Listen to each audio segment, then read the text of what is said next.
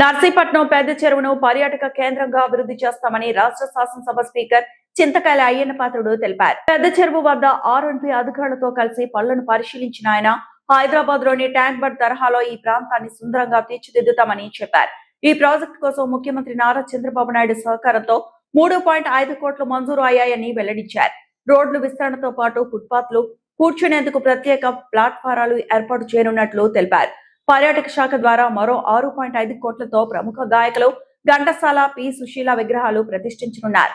అలాగే దేవతా విగ్రహాలు, వాటర్ ఫౌంటైన్లు, విద్యుత్ దీపాలు, టీ స్టాల్స్ ఏర్పాట్లు చేయనున్నట్లు తెలిపారు. ఈ పనులు ఏప్రిల్, మే నెలల్లో పూర్తిగా చేయాలని అధికారులను ఆదేశించారు. నర్సీపట్నం ప్రజలకు ఆహ్లాదకర వాతావరణం కల్పించడమే లక్ష్యమని స్పీకర్ పేర్కొన్నారు. అందరికీ నమస్కారం అండి. గతంలో మన నర్సీపట్నంలో ఉన్నది పెద్ద ట్యాంక్ని హైదరాబాదులో ట్యాంక్ బండ్ మాదిరిగా తయారు చేద్దామని చెప్పి ఆ రోజులో అనుకున్నాం. దాని మధ్యలో మన ప్రభుత్వం ఓడిపోవడం వల్ల ఎస్టిమేషన్ అన్ని తయారైనప్పటికీ కూడా చేయలేకపోయాం. అంచేది మళ్ళీ దాన్ని పూర్తి చేయాలని చెప్పి సంకల్పంతో ముఖ్యమంత్రి చంద్రబాబు నాయుడు గారితో మాట్లాడడం జరిగింది.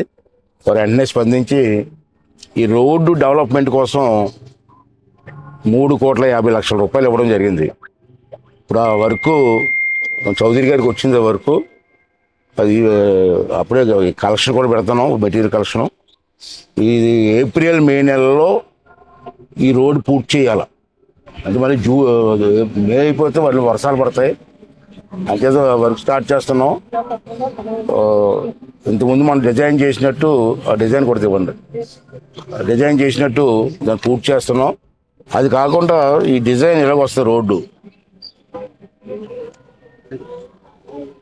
ఎలాగ వస్తుంది మనకి మధ్యనంతా బ్లాక్ రోడ్డు. ఇదేమో మనుషులు నడడానికి ఏమో ఫుట్వే. ఇటుపక్క ఇక్కడ విగ్రహాలు వస్తాయి. ఘంటసాల గారి, సుశీల గారి విగ్రహాలు వస్తాయి. ఇటుపక్క ఏమో ప్లాట్ఫారం వస్తుంది. ప్లాట్ఫారం మీద కుర్చీలు వస్తాయి, ఫిక్స్డ్ కుర్చీలు వస్తాయి. ఈ ప్లాట్ఫారం మీద కూర్చుంటే చెరువు అంతా కనపడుతుంది అన్నమాట. అది ఈ ప్రాంతాల డిజైను. దీనికి ముందుగానే ఏంటంటే ఆర్ఎండ్బి వాళ్ళకి ఈ రోడ్డు, ఇటుపక్క విగ్రహాలు పెట్టడానికి, ఈ ఫుట్పాత్ విగ్రహాలు పెట్టడానికి మళ్ళీ టూరిజంకి వెళ్తుంది. అది 2 డిపార్ట్మెంట్. ఇక్కడ మీరు క్లారిటీ ఇవ్వాలా, తెలియకపోతే మళ్ళీ అడగండి నన్ను. ఇష్టం వచ్చేది రాసేస్తున్నారు మీరు. ఈ రోడ్డు వరకు ఆర్ఎండ్బి అండి. ఇటుపక్క టూరిజం డిపార్ట్మెంట్. ఇప్పుడు ఆర్ఎండ్బికి 3,50,00,000 ఇచ్చాం. రోడ్డు స్టార్ట్ అయిపోతుంది, అప్పుడే మెటీరియల్ పెడుతున్నారు. ఇది అయిపోయిన తర్వాత టూరిజం వాళ్ళు వస్తారు. టూరిజం వాళ్ళు వచ్చి ఇటుపక్క ఏమో విగ్రహాలు, తర్వాత మధ్య చిన్న స్టాల్స్, టీ స్టాల్స్ అని, టిఫిన్ స్టాల్స్ అని, చిన్న బొమ్మలని అది అమ్ముతారు. ఇటుపక్క ఏమో మళ్ళీ ప్లాట్ఫారం వస్తుంది. ఇటుపక్క రోడ్డుకి ఇటుపక్క లైటింగ్ కూడా వస్తుంది. తర్వాత లాస్ట్లో చెరువు నుంచి అలా లారీ స్టాండ్ తిరిగే టర్నింగ్లో ఎదురుగా పెద్ద ఏనుగు బొమ్మ వస్తుంది. ఏనుగు బొమ్మ ఇది దీంతో ప్లాను.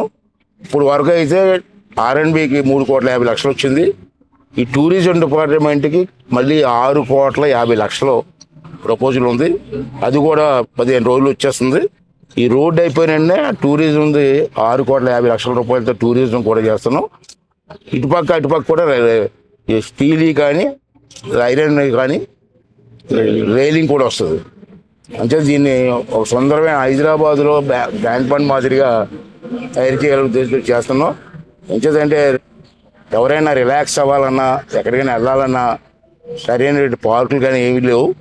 అంటే సాయంత్రం పూట పిల్లలతోటి, ఫ్యామిలీతో సరదాగా వచ్చి కూర్చోడానికి బాగుండే ఉద్దేశంతో చేస్తున్నాం. దీనికి కూడా మరి బ్రహ్మాండంగా చేయాలని ఉద్దేశం చేస్తున్నాం కాబట్టి అందరూ సహకరించవలసిన అవుతుంది.